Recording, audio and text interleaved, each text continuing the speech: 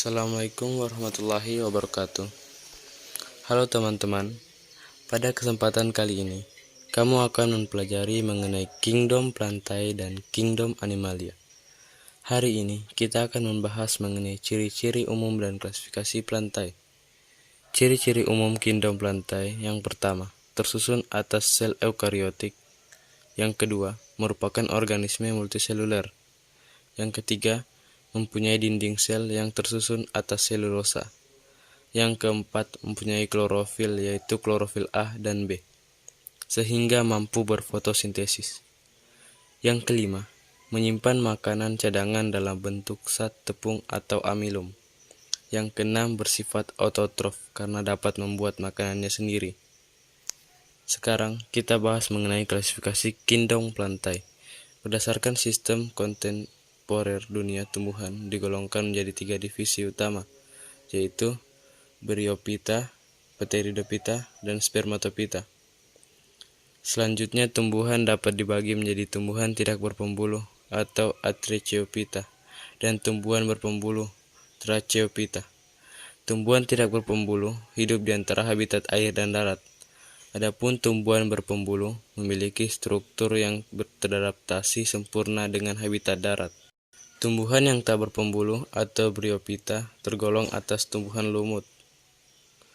Bryophyta atau tumbuhan lumut terbagi 3 kelas, yaitu Hepaticopsida, Anthocerotopsida, dan Bryopsida. Hepaticopsida atau lumut hati memiliki ciri-ciri sebagai berikut. Yang pertama, generasi gemetofit berupa talus dan berbentuk lembaran-lembaran seperti hati. Yang kedua, talus berwarna hijau dengan percabangan menggarpu sporofit, selalu tumbuh dan berkembang di dalam gemetofit betina. Anthocerotopsida atau lumut tanduk memiliki ciri-ciri sebagai berikut.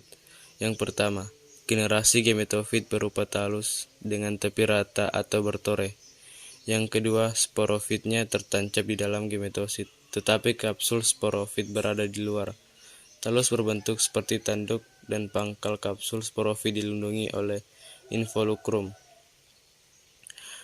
Bryopsida atau lumut daun memiliki ciri-ciri sebagai berikut. Yang pertama, generasi gemetofit berupa talus yang bentuknya seperti tumbuhan kecil.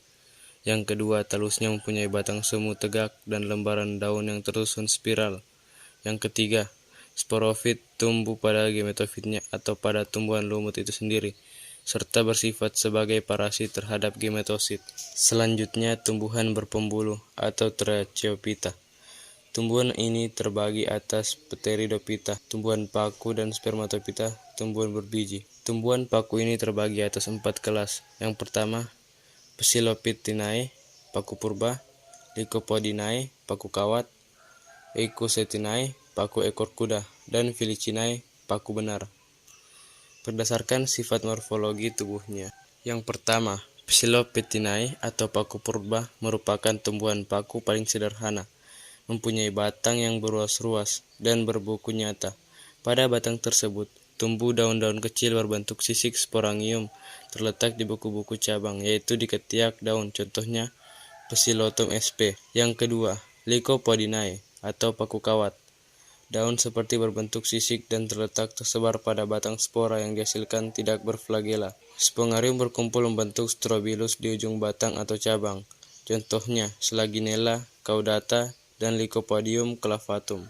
Yang ketiga, atau paku ekor kuda. Batang berongga dan pada umumnya memiliki cabang yang berkarang. Pada buku-buku batang, daun-daun kecil berbentuk sisik tumbuh pada batang secara berkarang, contohnya Eichhorsteum sp. Yang keempat, Felicinae atau paku sejati. Tumbuhan paku ini mempunyai daun sempurna duduk. Daun pada batang membentuk sayap sporangium tersusun dalam bentuk sorus di permukaan daun, contohnya Diropteris sp, Pteris sp, dan Marsilea crenata. Selanjutnya, tumbuhan berbiji, yaitu Gymnospermae, tumbuhan berbiji terbuka, dan Angiospermae, tumbuhan berbiji tertutup. Gymnospermae atau tumbuhan berbiji terbuka terbagi atas 4 kelas, yaitu Cycadinae, Gingoinae, dan Coniferinae. Tumbuhan berbiji tertutup terbagi atas 2 kelas, yaitu Monocotyledoneae, dan Dicotyledoneae. Pada materi sebelumnya, kita telah mempelajari mengenai kingdom Plantae. Nah, sekarang kita bahas mengenai kingdom Animalia. Jadi sekarang teman-teman akan pelajari mengenai ciri-ciri umum Animalia, ciri-ciri dan klasifikasi invertebrata dan vertebrata. Ciri-ciri umum Animalia. Yang pertama, bersifat multiseluler. Sel-sel bersifat eukariotik dan tidak memiliki dinding sel. Yang kedua, bersifat heterotrof. Yang ketiga, bergerak secara aktif. Yang keempat, bereproduksi secara seksual. Dan yang kelima, mempunyai bentuk tubuh dan organ-organ yang bervariasi. Ciri-ciri dan klasifikasi invertebrata. Kelompok hewan invertebrata meliputi 8 filum, yaitu Porifera, Coelenterata, Platyhelminthes, Nemathelminthes, Annelida, Mollusca, Arthropoda, dan Echinodermata. Setiap filum memiliki ciri-ciri dan struktur tubuh yang berbeda. Yang pertama, filum Porifera. Porifera berarti hewan yang mempunyai tubuh berpori-pori. Pori-pori pada tubuh Porifera disebut ostium. Ostium berfungsi seperti mulut yang tersusun dari saluran-saluran kecil yang bermuara pada rongga tubuh yang disebut spongosol. Yang kedua, filum Coelenterata. Coelenterata mempunyai rongga usus atau rongga gastrovaskuler yang terdapat di lapisan. Coelenterata adalah hewan diploblastik atau tersusun dari dua lapis sel, yaitu ektoderma dan endoderma. Coelentera dikelompokkan menjadi 3 kelas, yaitu Hydrozoa, Scyphozoa, dan Anthozoa.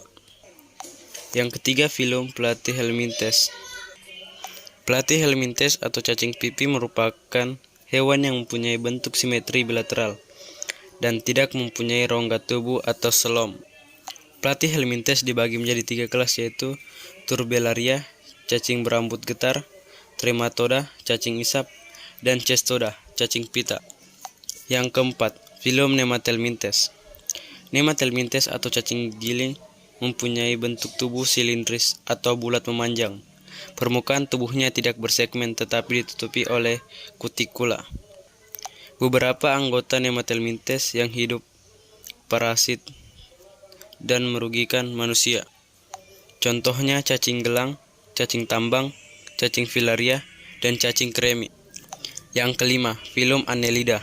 Cacing anggota Annelida hidup di berbagai tempat, yaitu air laut, air tawar, dan daratan. Annelida dibagi menjadi 3 kelas, yaitu yang pertama, kelas Polychaeta. Yang kedua, kelas Oligochaeta. Dan yang ketiga, kelas Hirudinea. Yang keenam, filum Mollusca. Anggota Mollusca mempunyai tubuh lunak dengan bentuk tubuh simetri bilateral dan terdiri atas 3 bagian utama, yaitu kaki, massa visceral, dan mantel. Mollusca dibedakan menjadi 5 kelas, yaitu yang pertama, kelas Amphineura. Yang kedua, kelas Gastropoda. Yang ketiga, kelas Capoda. Yang keempat, kelas Cephalopoda. Dan yang terakhir, kelas Pelecypoda. Yang ketujuh, filum Echinodermata. Kelompok hewan ini merupakan kelompok hewan berkulit duri. Lapisan tubuhnya triploblastik. Echinodermata dibagi menjadi 5 kelas, yaitu yang pertama, kelas Asteroidea. Yang kedua, kelas Echinoidea. Yang ketiga, kelas Ophiuroidea. Yang keempat, kelas Crinoidea. Dan yang terakhir, kelas Hoturoidea. Yang kedelapan, filum Arthropoda. Arthropoda berarti hewan yang mempunyai kaki beruas-ruas. Selain kakinya beruas-ruas, tubuhnya pun beruas-ruas. Arthropoda merupakan hewan triploblastik selomata.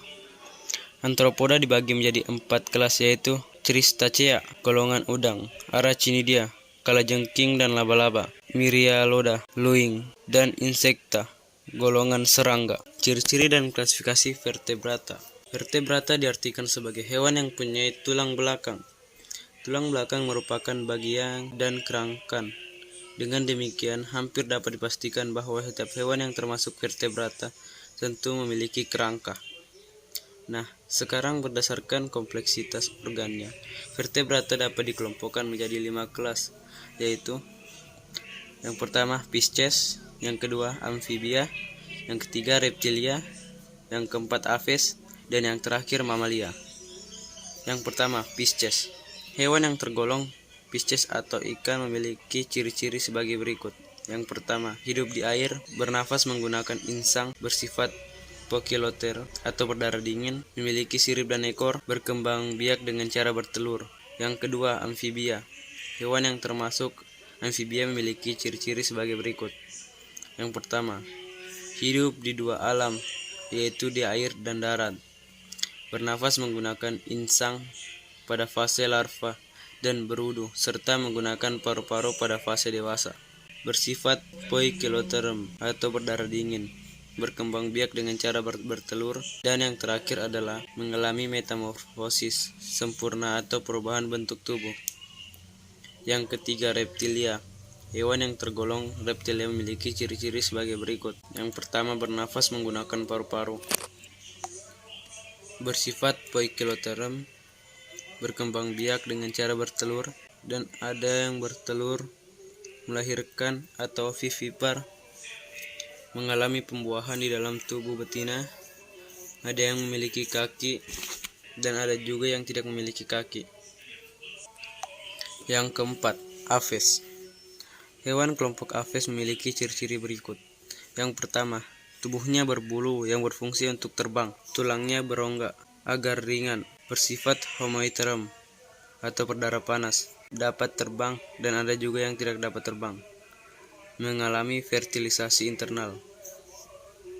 Yang kelima, mamalia. Hewan-hewan yang termasuk kelompok mamalia memiliki ciri-ciri sebagai berikut. Yang pertama, memiliki kelenjar susu, bernafas menggunakan paru-paru, bersifat homoiterm, berdarah panas, berkembang biak dengan cara melahirkan atau vivipar, mempunyai rambut, ada yang hidup di darat dan ada juga yang hidup di air.